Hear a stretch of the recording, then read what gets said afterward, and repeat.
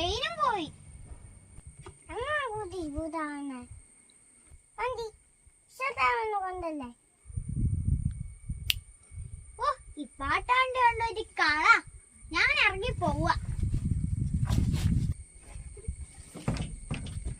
പിന്നെ പാട്ട വണ്ടി ആവശ്യ സമയത്ത് ഒരു വണ്ടി ഉണ്ടാവൂല. എന്ത് കഷ്ടം. അല്ലാത്ത സമയത്ത് തുരാന്ന് പറഞ്ഞ് വരി വരിയായി